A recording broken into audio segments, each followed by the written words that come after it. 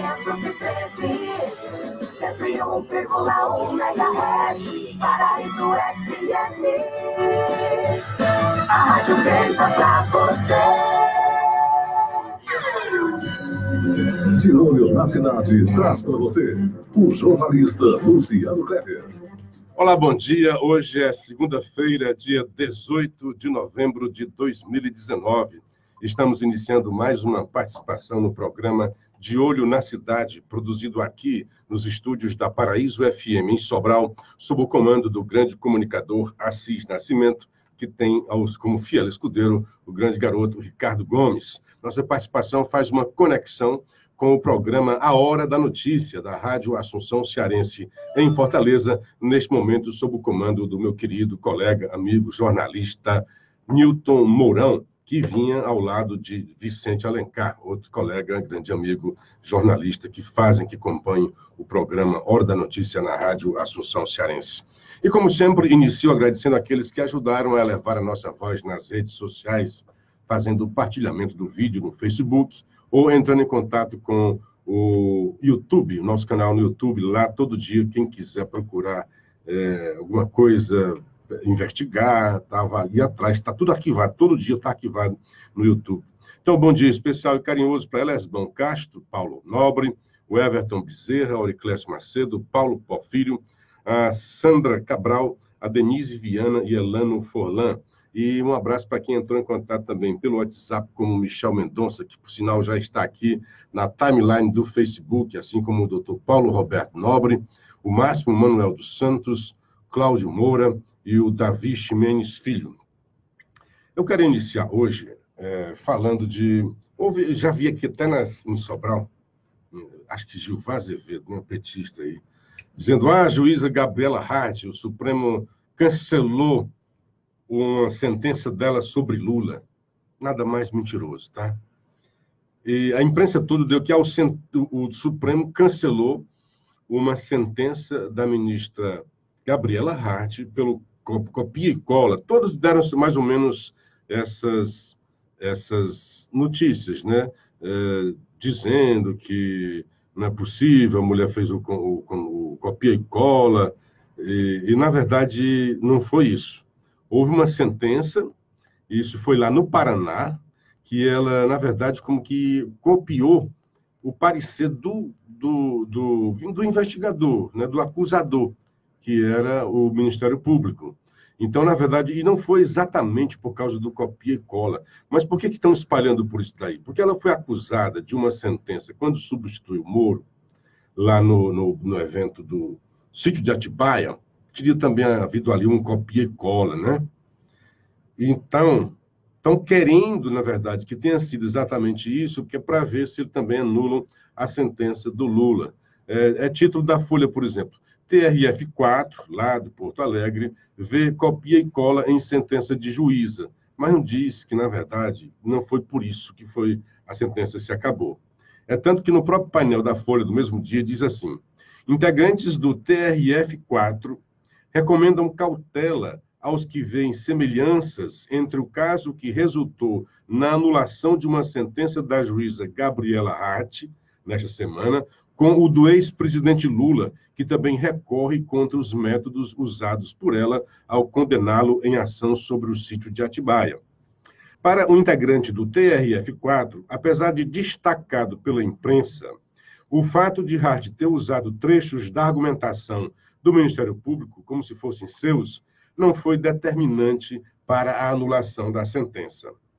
Esse juiz explica que o ponto central para a recente anulação da decisão da juíza foi a suspeita de que ela pode ter considerado como prova no processo um áudio obtido ilegalmente.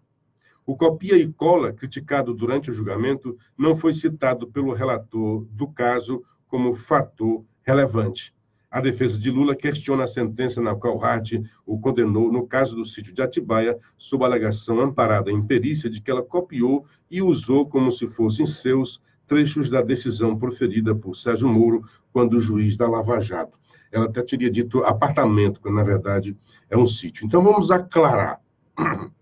Não é verdade, é fake news aquilo que o seu Gilvan Azevedo colocou em alguns grupos, de que a sentença de Lula sobre o sítio Atibaia teria sido anulada pelo TRF4. Mentira isso. O fato, foi anulada uma sentença da mesma juíza num caso lá do Paraná. Não tem nada a ver com a Lava Jato. E a imprensa, como foi dito aqui por juiz lá do TRF4, citou muito o cola, copia e cola, porque é o que alega a defesa do Lula pedindo a anulação da sentença em relação a Atibaia. E o juiz disse, olha, isso aí foi en passant. Não foi tido no voto do relator, que vale o voto do relator, que é sobre ele que os juízes se debruçam para dizer sim ou não, foi uma prova obtida de forma ilegal.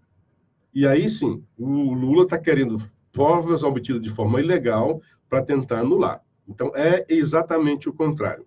Tirar o cabelinho, tirar o cavalinho da chuva. É uma esperança vã. Então, alegar a anulação do sítio de Atibaia, porque ela mesmo disse, é comum as pessoas citarem sentenças anteriores em situações análogas, semelhantes. É a jurisprudência, embora ela tenha errado, porque tinha que ter feito uma revisão. Não fez. Mas isso não é impeditivo, isso não é causa de anulação de sentença.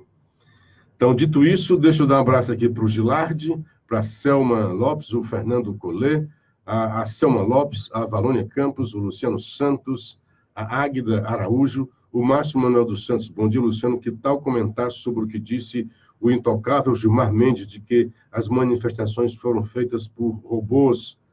Pois é. O Gilmar Mendes está sendo aí alvo de manifestações, foi ontem alvo de manifestações públicas em diversas partes do país, incluindo Fortaleza, lá na já tradicional Praça Portugal. E quando essas manifestações foram chamadas, o Gilmar começou a dizer que, na verdade, eram robôs, né? Costumo sempre dizer isso quando querem desclassificar.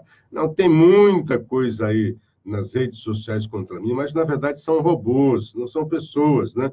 São robôs usados para desqualificar, para denegrir a imagem das pessoas, para caçar suas reputações. No caso do Gilmar, é óbvio que não. Há muito tempo que a sociedade brasileira não aceita o seu modo de agir. Se há uma personificação daquilo que se diz, a polícia prende, a justiça solta, seria Gilmar Mendes. Gilmar é aquele que solta todo mundo. Já virou meme, já virou piada, já virou caricatura em diversas manifestações. Robôs não fazem caricatura. Robôs não fazem memes. Pode até espalhar, ajudar a espalhar, né? Mas um robô não faz meme, não faz caricatura. Esse é o sentimento hoje, e o sentimento que o brasileiro tem de desrespeito à justiça. Porque há muito tempo está na cabeça da população brasileira que a justiça só serve para prender pobres, para prender pessoas do baixo extrato social. Jamais seria alcançado alguém dos poderosos. E com a Lava Jato alcançou. Foi quando o senhor Gilmar Mendes virou o seu... Bom dia, Tatá. Bom dia, TT Santos. Desde já desejo uma semana a vocês todos. E ela não falou, mandando uma ótima semana. Eu começo a cutucar aqui, eu digo que falasse, não perco, viu?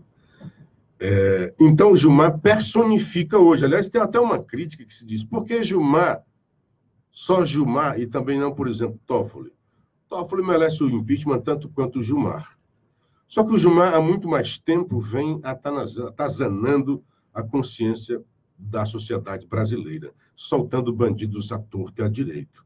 Então, a Lava Jato fazia um trabalho grandioso, esforçado, hercúleo, porque não é fácil prender bandidos poderosos. Precisa de uma definição, precisa de uma determinação, precisa ser muito forte para os enfrentamentos. Precisa, sim. E teve um juiz, alguém personifica isso, o juiz Sérgio Moro, personifica alguém na justiça que prende bandidos. E Gilmar personifica na justiça aquele que solta os bandidos. Isso é inegável, é inescapável. E ontem a sociedade brasileira, dizendo que já não aguenta mais, exige um impeachment do senhor Gilmar Mendes. E se imagina aqui, olha, 2 presidentes da República sofreram impeachment na recente história. Deputados, senadores foram cassados. Nunca se chegou no judiciário de ter alguém do STF cassado por fazer essas coisas contra a sociedade brasileira. Homens que estão ali bem pagos e com privilégios bastantes para exercer o seu ofício em defesa da sociedade brasileira. É inadmissível, como já aconteceu em alguns casos, está em pleno julgamento e o magistrado dizer que tem que sair porque tem outro compromisso. O compromisso que ele tem é com o STF. Outro dia estava o senhor Marco Aurélio, se estendeu, aí ele, não, eu tenho outro compromisso. Que outro compromisso? O seu compromisso primeiro é com quem lhe paga. Ou será que estão pagando também lá no outro compromisso? O seu compromisso primeiro é com a sociedade brasileira. Ah, seu Gilmar não pode estar presente porque está em Portugal, cuidando dos seus negócios privados. Ora, se quer ter o lucro, é como disse o Cid Gomes uma vez, se quer ganhar bem, vai para a iniciativa privada. Se você exerceu, se você aceitou ser ministro, cumpra-o em tempo integral. Porque é disso que se trata, como gosta de dizer essa expressão do Gilmar. Vocês estão ali para dar exclusividade. A sociedade brasileira paga a vocês. Viu, senhor Marco Aurélio? Não gosta de ser chamado de vocês. Sua Excelência. Sua Excelência, ministro Marco Aurélio, repreendeu uma advogada por ter chamado de vocês. Tudo bem, é o rito, mas aí é muita arrogância, aquele tipo de cobrança, né? Pois vocês são pagos porque meritíssimo, excelência, é a sociedade brasileira, que lhes paga um salário bastante bom, acima de qualquer patamar dentro do serviço público brasileiro, para que vocês prestem serviço a contento, à altura. Deixar de votar porque tem outro compromisso, um compromisso exterior, previamente agendado. Quando o senhor agendar os seus compromissos, diga que só pode comparecer se por acaso não houver sessão. Ou então pare de assumir outros compromissos fora, já que é possível que naquele dia a sessão se estenda, em casos graves. Não pode a sociedade esperar por causa de um compromisso seu de dar uma palestra. Que eu fui chamado pela uma Universidade X. Quem lhe paga é a sociedade brasileira. Assim como o senhor Gilmar, notório em negócios privados, seus institutos, que lhe dão bons dinheiros. Renuncie, saia do serviço público e vá ganhar seu dinheiro honestamente, justamente. Porque continua a afrontar. Até quando nós vamos aceitar essa afronta? Até quando a sociedade brasileira vai aceitar? Então, senhor ministro, tem nada a ver com robô, não. Esse é o sentimento da sociedade, representada ali naquelas manifestações, de gente que tira um tempo no domingo, do seu precioso tempo de lazer, de fim de semana, para protestar, para dizer que não aceita mais. E o seu Senado já tinha obrigação, já há vários pedidos de impeachment contra esses ministros. O STF é o todo-poderoso, é o rei da República. Os outros poderes todos se quedam aos freios e contrapesos, menos o STF. O STF faz e acontece, passa por cima das leis e ninguém diz nada. Nem a própria magistratura, a dona Elmon Calmon de Sá, juíza que foi do Conselho Nacional de Justiça, hoje está aposentada, está cobrando isso. Cadê os magistrados de primeira e segunda instância que se calam, que se quedam diante de tantas arbitrariedades, uma atrás da outra, cometidas por esse STF? O seu Toffoli é um verdadeiro ditador. Faz e acontece. Outro dia estava lendo um artigo, acho que era o da Gabeira, dizendo, olha, Lula e Bolsonaro atacam, por exemplo, Bolsonaro ataca a imprensa que ele critica. O Lula diz que quer fechar, quer ter, mas nunca ninguém chegou a ponto de mandar censurar, como fez o Toffoli em relação, por exemplo, a Cruzoé e ao site O Antagonista.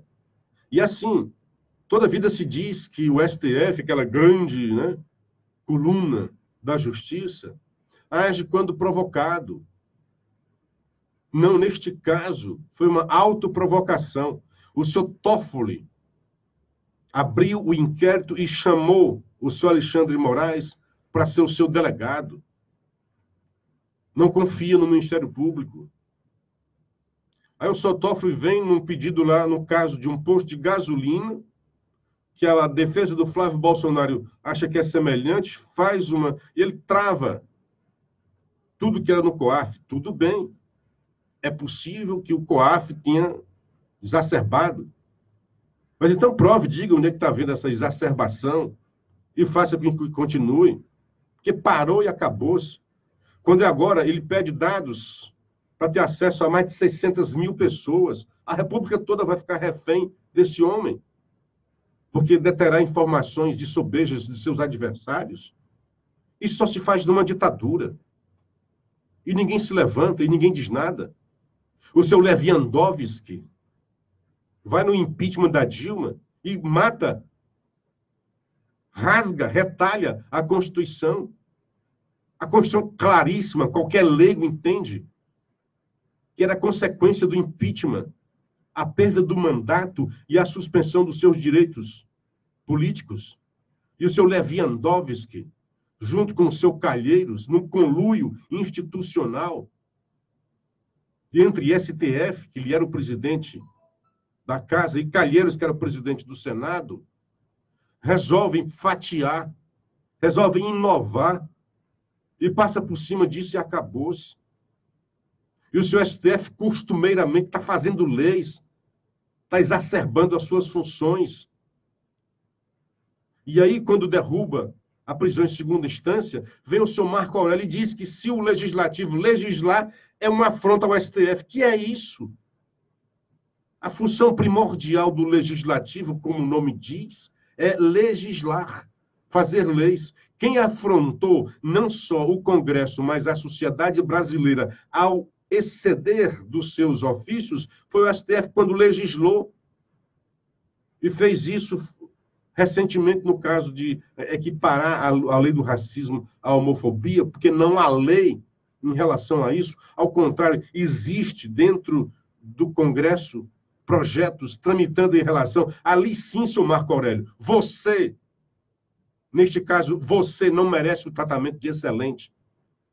Ali você legislou, você afrontou o Congresso e a sociedade brasileira. Ali você não foi excelente. Então, o STF está virando um monstro dentro da República. Enquanto que os outros se atrofiam, há uma hipérbole de poder do STF. Então, está na hora de dar um basta nisso. Está na hora de alguém pagar por isso. O Gilmar está sendo pegado para Cristo porque é o que mais afronta. É o mais sem vergonha. Ele não tem vergonha. Ao contrário. Ele se acha o cara porque enfrenta a sociedade. Se acha o cara no direito de mudar.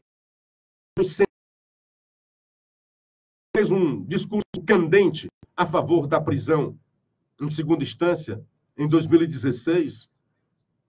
Quando chega em 2019, ele dá um cavalo de pau. O que é que houve para mudar a sua forte convicção manifestada em 2016, para agora, em 2019, ele fazer exatamente o contrário? Só a prisão de Lula. Não mais. A justiça brasileira, que sempre foi em proteção dos poderosos, teve um hiato com a Lava Jato. E o seu Gilmar detesta, odeia a Lava Jato exatamente por isso. Porque começou a colocar os seus amiguinhos poderosos na cadeia. O mais brilhante dos casos, que se deva realçar, é do Barata, dono da Guanabara, Expresso Guanabara, das suas relações lá no Rio de Janeiro, preso pela Lava Jato, solto no outro dia pelo Gilmar, que deveria ter se declarado suspeito devido às suas relações de amizade. Mas não, na maior cara de pau, muda de convicção para soltar Lula e mais um monte de bandidos, sabendo disso.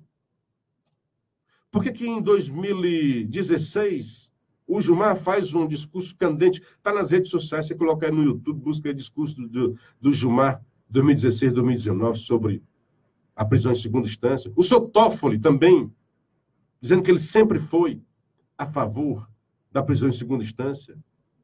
Por que mudou? O que mudou na cabeça deles?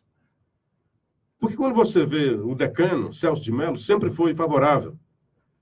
Porque é garantista. O senhor Gilmar bate no peito, eu sou garantista. Garantista da impunidade. Esse é o título que estão dando a Gilmar. Garantista da impunidade, aquele que garante a impunidade. Não há, no mundo civilizado, nada semelhante ao Brasil. Dessa que não pode prender em segunda instância. Não há nenhum país civilizado que seja assim. 6h23, hora de tomar uma água, volto já. 101,1. O curso de medicina com a melhor nota do Brasil espera por você, porque seu futuro não pode esperar. Processo seletivo Medicina Unida 2020.1. Inscrições abertas. Reconhecida pelo MEC em 2018 como curso de medicina com a melhor nota do Brasil. Ingresse com sua nota do Enem a partir de 2016 em um processo seletivo totalmente online e agora com acesso ao FIES. Inscreva-se em unita.edu.br/vestibulares ou ligue 88-3112-3500. Unida, grande, do tamanho dos seus sonhos. Ofertas imbatíveis Maccabi. Preços e prazos imperdíveis no carnê para você aproveitar. Só na Maccabi você compra guarda-roupa Carraro com 4 portas e espelho por apenas 12 vezes de R$ 49,90, sem entrada e sem nada de juros. E com a primeira parcela só lá para janeiro. E tem mais, é no carnê. E tem mais, toda a linha de móveis, colchões e estofados em 12 vezes sem juros. Com a primeira parcela só lá para janeiro. E ainda é no carnê. Maccabi, muito mais barato. Se quer qualidade, bom atendimento, vem pra Ótica H-Vision. Nas óticas H-Vision, promoção Como é que tamanho tá o Facebook aí, família. cara? Na compra de 3 óculos Facebook. completo, o quarto óculos é grátis. Isso mesmo, pague 3 e leve 4. Repetindo, na compra de 3 óculos completo, o quarto é grátis. É a promoção tamanho família das óticas H-Vision. Ótica H-Vision. Óculos sob medida pra você. A Plamobi surpreende mais uma vez e lança pelo segundo ano consecutivo a maior premiação de Natal do setor funerário de todo o Brasil. Neste ano serão 15 motos Honda 0 km e mais 3 mil prêmios extra. A Plamobi no ano de 2018 sorteou 12 motos e mais 1.000 prêmios. E neste Natal serão 15 motos e mais 3 mil prêmios. Plamobi, a maior do Nordeste com o melhor Isso plano tá do pausado. Brasil. Fone 3614-9234, 99403-3925. Diretor Daniel Freitas. Paraíso FM. E também pela Assunção Cearense, estamos no programa Hora da Notícia e De Olho na Cidade, que o Facebook diz que está com problema e tal, mas o Ricardo está me dizendo que está ok. Então, bom dia para o Antônio José Loyola, bom dia a todos da Hora da Notícia, estamos assistindo aqui em Fortaleza, bora lá curtir. Mário Augusto, Paulo Roberto, Fernando Piancó, a Lulu Araújo, Nilton Mourão, bom dia, amigo Luciano Clever, Deus nos abençoe em mais uma semana de realizações pessoais e profissionais, paz e saúde, amém, meu querido. Bom dia para o Djalma Oliveira, Lulu Araújo, perfeito, Luciano, estamos vivendo em um país totalmente desmoralizado e com ministros arrogantes. José Antônio José, mandando abraço, Sabrina Carcará, bom dia, Marcelo Espíndola, Marcos Gildo e Roberto Gurgel. Luciano, desde Collor, o povo se calou, assim, os maus gestores públicos se apropriaram das estruturas de governo. Iranildo Bibiano, bom dia, Luciano. Como pode parar o STF? Rapaz, só tem essa. É o Senado, aí seu contrapeso, né? Entrar com processo de impeachment, colocar para fora, que é para dar uma sinalização. Não pode você estar assim. Não pode. Eu acho que tem que ser empichado 2 aí. No mínimo 2. Tudo bem. O primeiro seja o o Gilmar. Gilmar é o primeirão aí, porque ele tem feito coisa há muito mais tempo, e tem uma lista aí. Parece que o Carvalhosa fez uma notícia-crime contra ele, um pedido de impeachment irretocável, muito bem fundamentado. Então, nós temos remédios. É só a gente segui-los, tomá-los. O impeachment é o melhor deles. Lourdes Zanini, bom dia. Fernando Ferreira, para prender bandido poderoso, o juiz Sérgio Moro e os procuradores tiveram que enfrentar, ainda como isso não bastasse, a árdua batalha no tribunal contra o poder do dinheiro roubado que abre brechas. Tem que enfrentar a fúria da enlouquecida militância esquerdopata, especialistas em direito constitucional, sem ao menos ter completado o ensino fundamental. Leila Albuquerque, bom dia, Luciano Clevo, uma semana abençoada para você e toda a sua equipe, amém. Iranildo, bom dia, Luciano. Fernando Silva, excelente programa, meu amigo, bom dia. Bom dia, meu querido, muito bom dia. Pois é, nós temos remédio, a pergunta, como parar o STF? Esse sistema de 3 poderes, né? Nós temos o executivo, o legislativo e o judiciário. Eles são feitos e foram desenhados de forma de pesos, né? De freios e contrapesos. Que eles são harmônicos, independentes entre si e harmoniosos, e que nenhum deve ter prevalência sobre os demais. Hoje, a percepção que nós temos é que o STF está acima dos demais. Faz coisas que os outros nem sonham fazer. Aliás, até sonham, mas jamais teriam coragem de fazer. Olha só, tem leis, né, que o governo, por exemplo, a ANPEC, o executivo se esforça, consegue a votação, no primeiro turno, em segundo turno, nas 2 casas, sanciona a lei, e depois um juiz vai lá e derruba a lei. Compreendeu?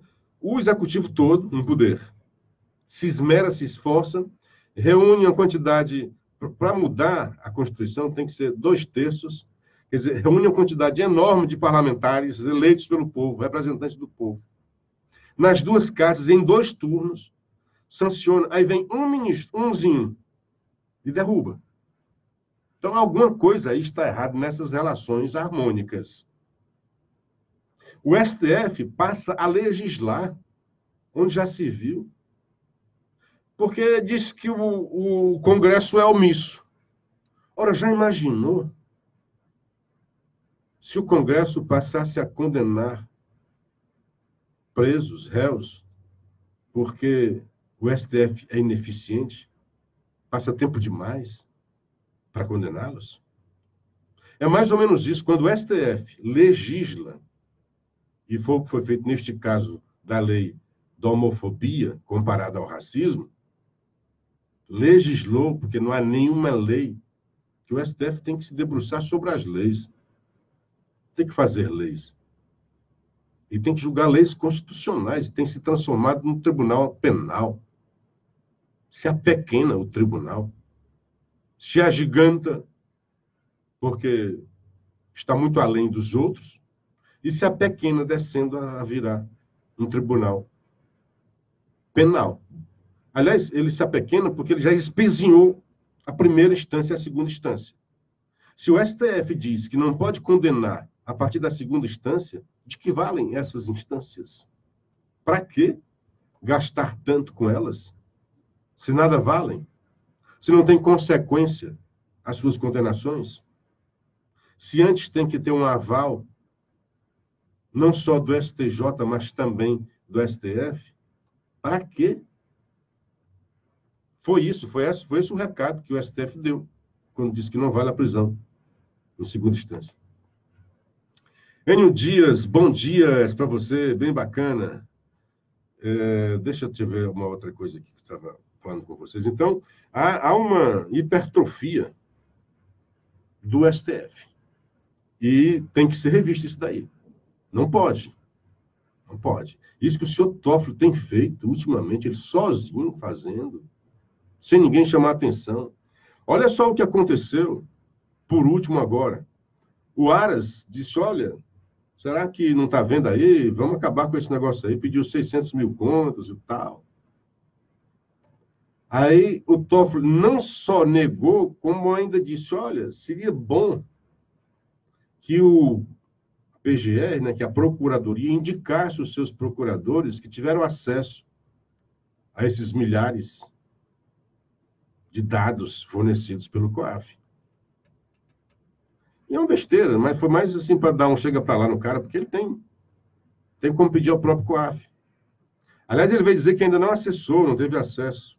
E certamente porque ele foi alertado, ele pediu cópias. Aí o Banco Central disse, não, você tem o acesso, não precisa da cópia. O senhor tira a cópia, se o senhor quiser. Não precisa a gente pegar um carro forte para levar essas multidões de papel. Eu te dou o acesso eletrônico. Aí você tira as cópias que achar necessária. O problema desse acesso eletrônico, ele queria as cópias porque ele viria e acabou-se. O problema desse acesso eletrônico é que os dados que ele for verificar, ele deixa lá o seu rastro. Foi acessado isso daqui. E há por aí, por exemplo, a mulher do Toffoli está metida em algumas investigações por aí, da Receita Federal, por exemplo. Irmão dele, o Toffoli, prefeito, também tem envolvimento nessas coisas aí. Então, ele disse que não acessou, mas certamente por isso. E ainda faz afrontas. E continua dizendo que quer mais coisas. Imagina esse cara com esse gostinho autoritário e com as informações privilegiadas sobre os seus adversários. É o que é feito, repito, nas ditaduras. Nas ditaduras, o autoritário lá tem o controle de informações sobre os cidadãos, principalmente dos cidadãos que lhes são opositores. Hoje o Jornal Povo traz duas coisas. Tem o Walter Jorge faz uma crítica ao Ciro, e o Maza, isso é bom até no jornal, o Maza faz um elogio ao Ciro, né? O Walter, pelo direito de ser incoerente sozinho. Ciro é duro contra aqueles que na esquerda, onde se encontra ideologicamente hoje, fizeram qualquer gesto. Ele diz que é difícil dizer qual é o nicho, né? Qual é a prateleira ideológica de Ciro. Por exemplo, os governadores do PT, que cabalaram votos na escuridão política em favor da matéria, enquanto a bancada do partido lutava no mundo visível contra sua aprovação em plenário. Ele faz essa crítica. E essa crítica, é óbvio, se estende a Camilo Santana.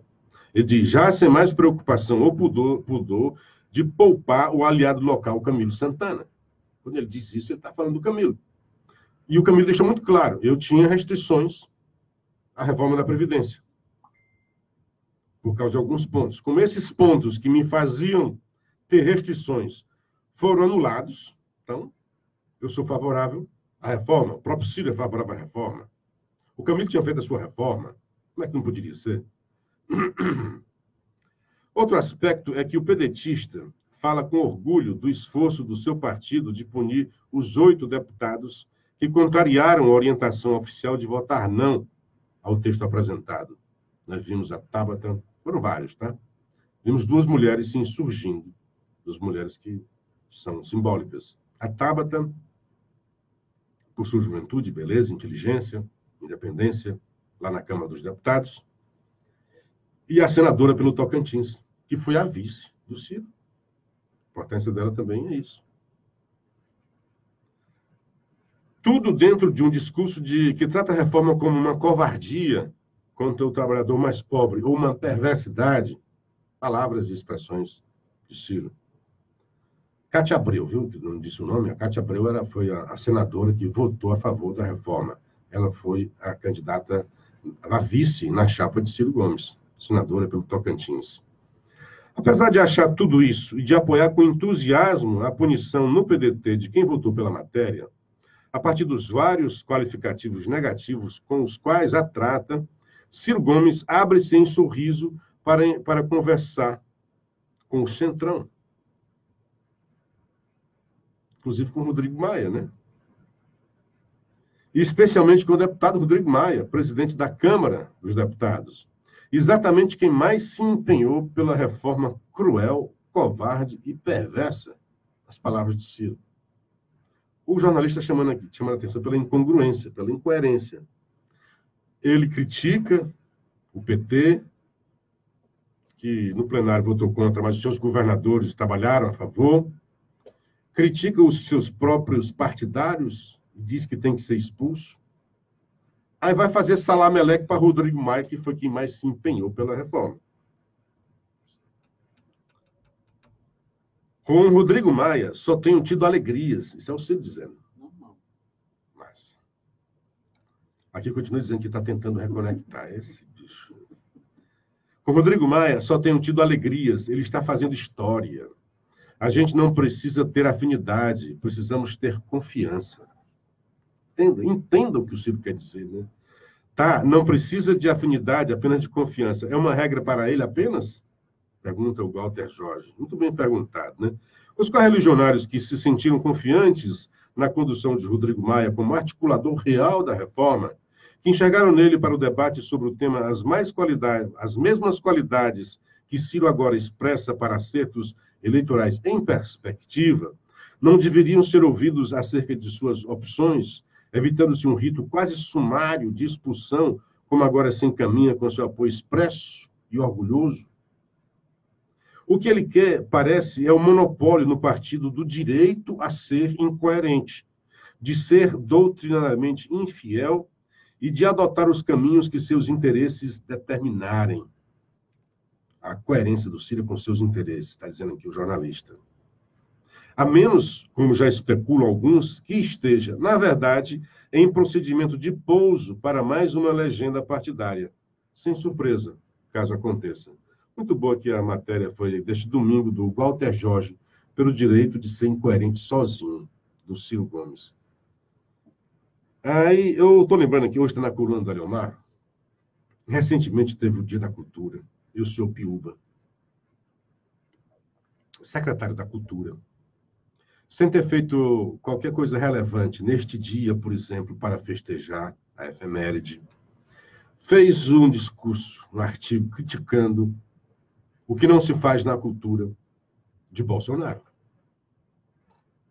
Foi lá para o Planalto.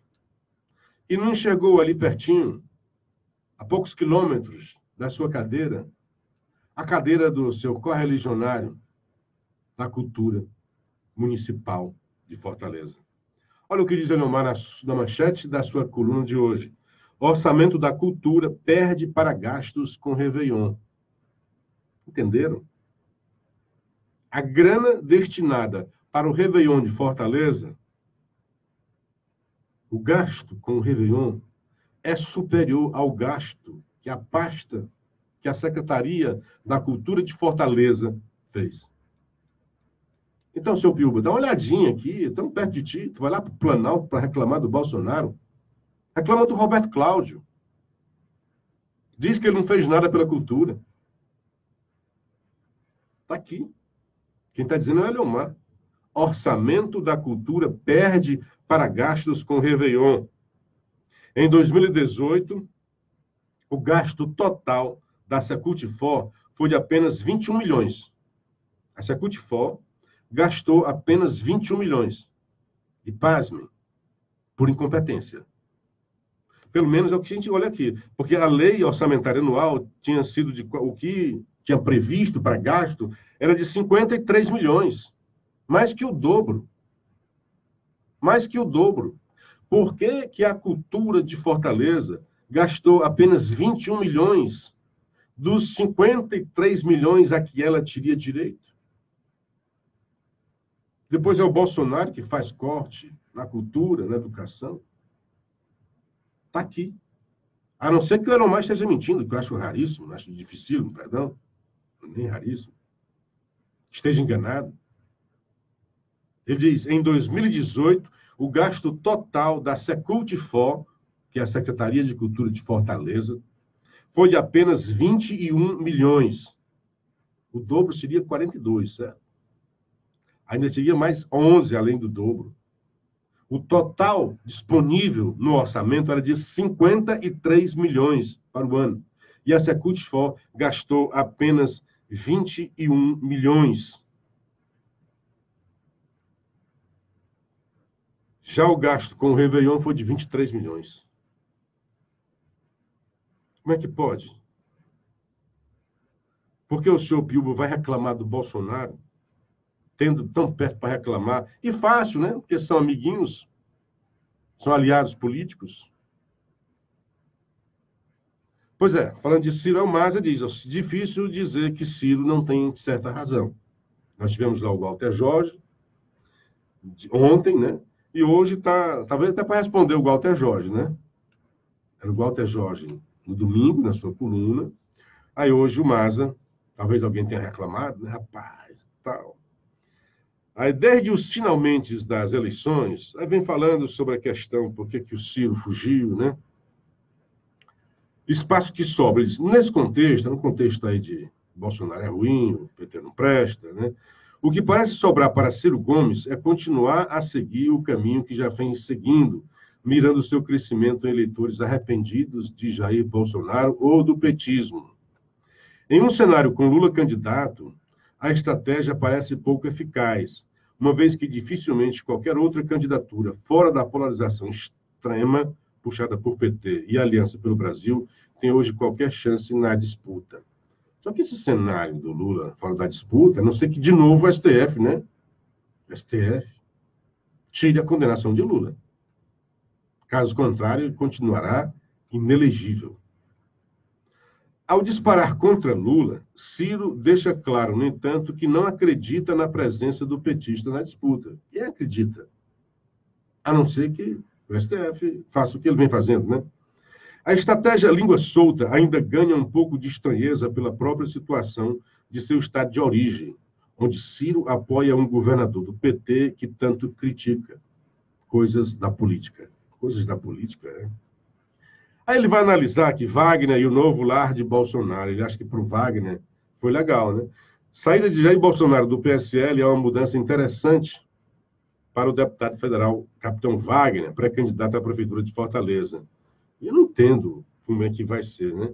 A estratégia é compreensível, diz o jornalista, né?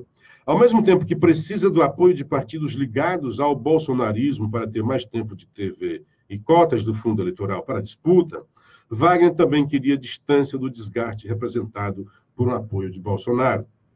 Afinal de contas, Fortaleza é uma capital do Nordeste região. Como é que é compreensível? Então, o Wagner quer e não quer? Como é que é isso? Se ele se associa aos bolsonaristas, ele está associado ao capital. Olha, o bolsonarismo, né? É do Bolsonaro. Para levar tempo de TV e grana, e ao mesmo tempo teme o desgaste, é muito incoerente, é muito esquisito. Eu acho isso péssimo para o capitão Wagner. Se há uma coisa que o eleitorado não está mais aceitando, é essa ambiguidade. Principalmente quando se fala em polarização. A polarização não aceita ambiguidades. Ou você está ou não está com o cara. Para o bem e para o mal. Aí ele diz que, com isso, o André Fernandes pode ser candidato. Então, o cenário de Bolsonaro fora é ruim para o Wagner. Seja qual for a circunstância. De acordo com os argumentos. Os argumentos do Maza são contrários a ele próprio. Que ele diz que o Wagner pode se beneficiar com a saída do Bolsonaro. Olha, sem a saída do Bolsonaro, não teria a candidatura de André Fernandes, que vai disputar no eleitorado da direita e no eleitorado de Bolsonaros, os votos que Wagner gostaria de ter lá. Então, eu acho que faz a complicar, mas o jornalista tem direito de especular e de achar assim. Eu acho que os argumentos dele são contrários a ele mesmo. Hoje tem um artigo muito bom, como sempre, do Antônio Jorge Pereira Júnior, que eu clipei aqui para nós, sobre o significado da soltura de Lula. Fernando Ferreira, no quesito confiança, cadê? Deixa eu dar uma geral aqui na moçada, senão eu vou me perder. Auriclésio Rocha, bom dia. Enio Dias, meu prezado Luciano Clever, o STF só cumpre a Constituição, o artigo 5, parágrafo 57, é uma cláusula pétrea, só o Congresso, por meio de uma Constituinte, pode mudar. Meu companheiro Enio está completamente equivocado. A prisão em segunda instância não é cláusula pétrea. A prisão em segunda instância não é cláusula pétrea. Porque senão, Enio, de acordo com o que você está pensando, olha só o que você está dizendo. Em 2009, desde a Constituição de 88 até 2009, todo mundo era preso. Não tinha isso? Não tinha o artigo 5º até 2009? Quando foi em 2009, aí sim, não, só pode ser preso no último recurso transitado em julgado. 2009. 8 anos depois, em 2016, o STF, e com um voto candente, brilhante, inteligente do Gilmar, entendeu que o STF estava atuando pela impunidade. Viu, Enio? Estava lá o artigo 5º, e o STF disse que podia sim prender com a segunda instância. E fez isso por mais 3 vezes. Em 2016, em mais dois outros casos, o STF reafirmou que poderia prender. Então, Enio, não tinha o artigo 5º lá, ou o STF estava errado todo? Em 2016, por 3 vezes, o STF declarou e reafirmou que poderia prender, sim, em segunda instância, que não ofenderia a Constituição. 3 vezes em 2016. Quando, em 2018, ao julgar um habeas corpus do Lula, reafirmou que poderia, sim, prender em segunda instância. Então, no histórico de 1988, da Constituinte para cá, o STF se debruçou 6 vezes sobre o assunto. 6 vezes. Em apenas 2 delas, em 2009 e em 2019, disse que não poderia prender. Em 4 outras alternativas, o STF diz que sim. Então, se está correto o que você diz da cláusula pétrea do artigo 5º, esse STF é uma bomba, Enio. Não sabe o que é que faz. O que o artigo 5º diz é que ninguém será considerado culpado até que se julguem os últimos recursos. Não quer dizer que não possa prender. É tanto que há vários outros casos que se pode prender. Pode prender em flagrante. Pode prender preventivamente, provisoriamente, sem que a pessoa seja considerada culpada. Então, a prisão de uma pessoa não é cláusula pétrea, dizer que só pode ser presa depois de julgado o último recurso, não. Tanto numa interpretação do STF, como ele já fez por 4 vezes, você pode sim prender em segunda instância, quanto por uma alteração do Código Penal. Mantém lá, não precisa mexer, não precisa nem de PEC. Não precisa nem de PEC. Basta uma alteração numa ordem ordinária, numa lei ordinária, alterando o Código Penal, dizendo as condições em que a pessoa pode ser presa, porque a Constituinte não fala em nenhum momento de prisão. Fala em culpabilidade. E o princípio é assim, ninguém será... É a presunção da inocência. Isso sim, é o princípio de cláusula pétrea. Ninguém será considerado culpado até que se prove o contrário. O cara só é condenado, Enio, quando se prova o contrário. E aí a presunção da inocência morreu, já fede. A inocência dele já morreu, já faz tempo.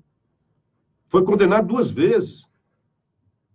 Reafirmada uma condenação por um colegiado. Um colegiado disse que ele não é mais inocente, que há provas em contrário da sua inocência.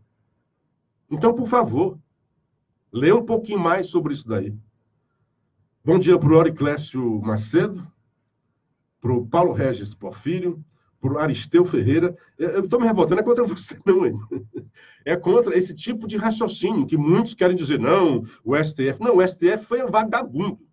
Me perdoe. Porque é a mesma Constituição, são os mesmos membros que se debruçam e que compreendem e que têm convicções diferentes por causa de circunstâncias, não por causa da lei. Pensa um pouco comigo, Enio, e todos esses que acham isso. A lei é a mesma. A Constituição é a mesma. Constituição. E a Constituição dos membros, a composição, vamos mudar isso, né? A Constituição é a mesma. Nenhuma lei foi alterada. A composição do STF é a mesma. Não entrou ninguém novo. E os caras decidem diferentemente por causa de circunstâncias. O que é que mudou depois que o STF, por 4 vezes, disse que era constitucional a prisão em segunda instância, o que é que mudou de lá para cá para que a casa diga o contrário? O que é que mudou? Essa é a grande pergunta. A lei é a mesma, a Constituição é a mesma, a composição da casa é a mesma. O que é que mudou? Além da prisão do Lula nesse período. O que é que mudou? Bom dia para o Aristeu, bom dia para o Zé Luciano. E hoje, com a camisa tropical, Ciro Edem faz dias. No quesito confiança, Ciro Gomes é especialista em errar. Que o diga seus 16 anos apoiando o Lula e o PT. Expedito Boto, bom dia, Luciano. Réveillon é cultura. Boto, não é o que pensa a Prefeitura de Fortaleza. Se Réveillon fosse cultura, a despesa do Réveillon certamente estaria dentro da Secult-For, concorda comigo? Ok? Esse gasto foi feito noutra secretaria. Se esse gasto saísse da Secretaria de Cultura de Fortaleza, aí sim, ele até teria cumprido. Mesmo assim, ainda não teria cumprido, não teria gasto todo o orçamento. O gasto está noutra secretaria, ponto. Então, eu posso até pensar como você, mas a Prefeitura de Fortaleza não pensa assim. Porque, afinal de contas, tudo é cultura, né, amigo? Se for levar em consideração isso, tudo é cultura. Bom dia para o José Basílio, o Auriclécio Macedo. São 6h54. Nossa, já tinha outras coisas aqui. Foi o N que me fez conversar muito aqui sobre o STF, que eu já tinha conversado. Mas o que eu vejo no Gilmar, olha só, revista ao Clarim, o Gilmar aparece a defesa do Lula. Ele diz, quem se colocou, palavra do Gilmar, quem se colocou em questão foi o próprio ministro da Justiça, quando decidiu deixar o cargo de juiz e assumir uma função governamental que servia a um governo de juiz e deixar o cargo de juiz e assumir uma função governamental que servia a um governo que derrotou as forças da oposição e é beneficiário de alguma forma de suas decisões. Ele é um juiz que até ontem foi juiz, determinou a prisão do principal candidato a presidente da República e depois aceita a posição de seu adversário. Olha que bandidagem argumentativa. Eu sempre admirei o Gilmar pela sua inteligência do argumento, como ele maneja os argumentos. Aqui é vagabundagem. O que ele desceu. Como não tem argumento, ele desce a isso. Primeiro dizer que foi o Moro que prendeu. Ele sabe, mais do que ninguém, que juiz de primeira instância não prende ninguém. O Moro é um juiz de primeira instância. Ele sabe que o julgamento do Lula foi confirmado. Este juiz não pode ser considerado parcial se ele não forjou provas, ou se ele, por acaso, não tem aceitado provas, ou se ele tiver restrito o direito de ampla defesa. Não tem isso em canto nenhum. O Gilmar sabe disso. O Gilmar já não pensa mais com o cérebro, mas com o fígado. É ruim para a justiça ter um ministro como esse. Esse ministro levou para o plenário do STF provas ilegítimas. Ele sabe que são ilegítimas, foram roubadas. As conversas privadas entre procuradores e juiz. Imagina, Gilmar, se fossem conversas tuas. E a gente sabe que há muitas conversas tuas. Algumas vieram a público porque foram gravadas oficialmente. A tua conversa com Aécio, a tua conversa com o governador lá de Mato Grosso, está longe de ser uma coisa republicana. De gente que te procurou para fazer favor e tu disseste que ia fazer o favor. Imagina. Aí tu leva para o plenário da Corte Constitucional. Agora mesmo, a sentença da juíza Gabriela Hart está sendo anulada porque um áudio obtido de forma ilegal foi usado como prova. Não pode. Então, o argumento é vagabundo. É o mesmo argumento da defesa de Lula. Dizer que Moro se tornou suspeito porque aceitou ser ministro. É o contrário. Moro fez muito e sabe o que ele apanhou para conseguir prender poderosos na Lava Jato. E achou que teria uma missão, que se ele fosse para o governo, poderia ajudar, como ele fez. Fez o seu pacote anticrime. E, aliás, estão dizendo, mas o governo federal não faz nada, que é os governos do Estado. Há um combate sério contra as facções. Que, aliás, o Moro está elegendo esse combate às facções para dar como uma marca de seu governo. E o pacote anticrime para prender poderosos, para facilitar a prisão de poderosos, para facilitar o combate à corrupção. Ele sabia que sozinho, como um juiz de primeira instância, era vulnerável de ter esses pitbulls do STF contra ele. Então ele avançou na trincheira, que vá para o Executivo, que vá para o STF. 1000 vezes Moro no STF, a um Gilmar Mendes. 1000 vezes Moro que quer prender bandidos, a um Gilmar que quer soltá-los. São 6h58 com esta frase. Amanhã teve a entrevista do Ivo, né, na Tupinambá. Eu ouvi só um pedaço, me mandaram, consegui inteiro para a gente comentar amanhã. Falou mal da Paraíso FM. Amanhã a gente conversa sobre isso. Um grande abraço. Nesse momento estou desfazendo a conexão entre Fortaleza, com o programa A Hora da Notícia, e Paraíso FM retoma aqui o programa De Olho na Cidade, o nosso querido comunicador, líder de audiência, um gigante no horário, Assis Nascimento, ao lado do nosso querido Ricardo Gomes. A vocês, obrigado pela audiência, um dia bastante proveitoso e até amanhã, com a graça de Deus. Tá legal, Luciano Kleber. Abraço para você, amigo, até amanhã. O Ivo falou da Paraíso, falou mal, porque ele